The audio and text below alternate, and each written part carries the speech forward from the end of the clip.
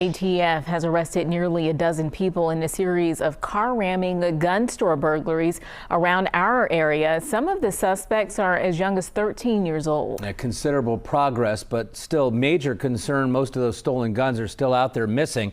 WLWT News 5's Brian Hamrick live right now. And Brian, you spoke with the ATF agents today. Yeah, Mike, they believe that the same people that crashed into this Florence gun store and several others are well trained, they're fast, they're organized, and some of them are just 13 years old. It's a criminal enterprise that takes the road less traveled.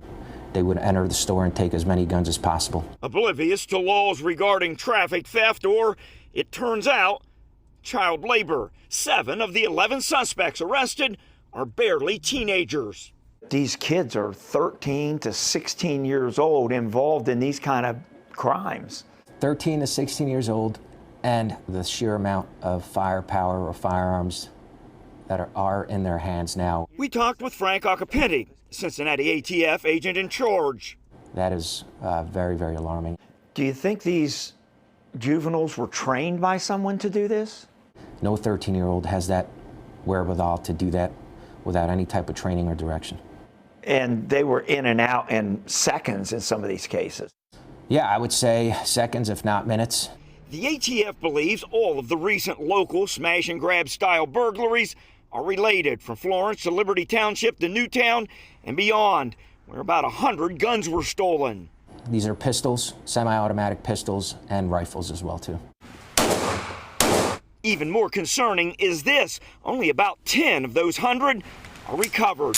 So there's 90 guns that weren't out there a couple of weeks ago are now out on the street. Correct, in the hands of juveniles and criminals. As investigators work to track down more suspects and the stolen guns that are creating new inroads into crime.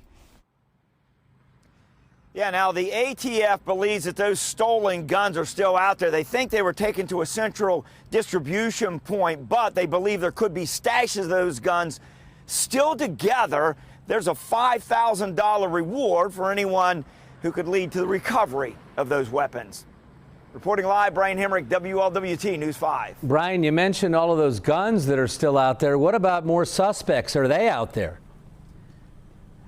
Yeah, Mike, they actually believe there are more suspects. They believe they have the kingpin or the leader of this ring. That's an adult, but they say there are others, maybe 3 or 4, who could be involved with this same operation. Mike? All right, Brian Hamrick live for us tonight. Brian, thank you so much.